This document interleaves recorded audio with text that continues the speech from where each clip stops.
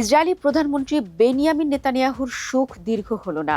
দক্ষিণ লেবাননের বৌফোর্ট দুর্গ দখল করে গৌরবে যেন মাটিতে পা রাখতে চাইছিল না দখলদার সেনারা, কিন্তু তাদের সেই অহমিকা এক রাতেই চুরমার করে ছেড়েছে লেবাননের প্রতিরোধ যোদ্ধারা। তাতে স্পষ্ট, ইসরায়েলিদের কাবু করতে খুব বেশি বেগ পোহাতে হবে না ইরানি বন্ধুদের। দর্শক, দক্ষিণ লেবাননের পাহাড় চূড়ায় দাঁড়িয়ে থাকা প্রায় ৯০০ বছরের পুরনো বৌফোর্ট দুর্গ বহু যুদ্ধের সাক্ষী। ক্রুসেডার যুগ থেকে শুরু করে আধুনিক মধ্যপ্রাচ্যের সংঘাত, ইতিহাসের নানা অধ্যায়ে এর নাম ফিরে এসেছে বারবার। এবারও ব্যতিক্রম হয়নি। সাম্প্রতিক অভিযানে ইসরায়েলি বাহিনী দুর্গটি নিজেদের নিয়ন্ত্রণে নেওয়ার পর সেটিকে গুরুত্বপূর্ণ কৌশলগত অর্জন হিসেবে তুলে ধরে। হরমুজ নয়, লেবাননের দক্ষিণাঞ্চলের বিস্তীর্ণ এলাকা পর্যবেক্ষণের জন্য এই দুর্গ দীর্ঘদিন ধরেই একটি গুরুত্বপূর্ণ অবস্থান হিসেবে বিবেচিত হয়ে আসছে। কারণ পবিত্র ভূখণ্ড হয়ে দুর্গ দখলের পর লেবাননের আরও গভীর অভিযান চালানোর প্রস্তুতি নেওয়ার পরিকল্পনা সাজাচ্ছিল ইসরায়েল।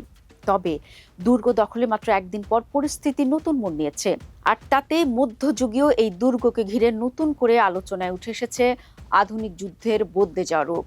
দর্শক, বৌফোর্ট দখল করে আস্তানা গেড়ে সুখে শান্তিতে থাকছিলেন ইসরায়েলি সেনারা, কিন্তু তাদের সেই শান্তি কেড়ে নিয়েছে লেবাননের প্রতিরোধ যোদ্ধারা।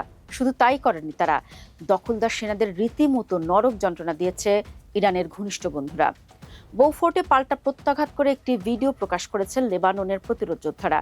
সেই ভিডিওতে দেখা যায় first person view FPV drone Israeli সেনাদের অবস্থান লক্ষ্য করে হামলা চালাচ্ছে।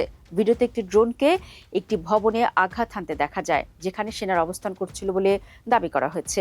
অন্য একটি ড্রোন একটি সামরিক যানকে লক্ষ্যবস্তুতে পরিণত করে।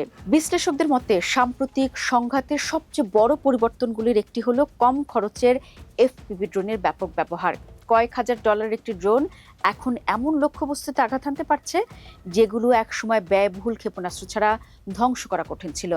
সাম্প্রতিক মাসগুলোতে প্রকাশিত একাধিক ভিডিওতে দেখা গেছে ড্রোন ব্যবহার করে সামরিক যান, সেনা অবস্থান এবং বিভিন্ন প্রতিরক্ষা অবকাঠামোকে লক্ষ্যবস্তু করা হচ্ছে।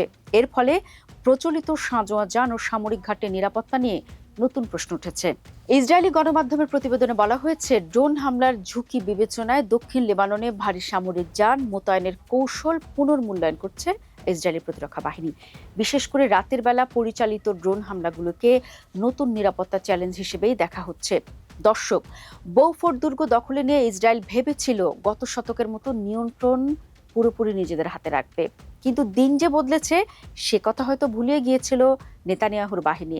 আর সে কারণে ৯০০ বছরের পুরনো দুর্গ দখল করে শান্তিতে থাকতে পারছে না দখলদার সেনারা।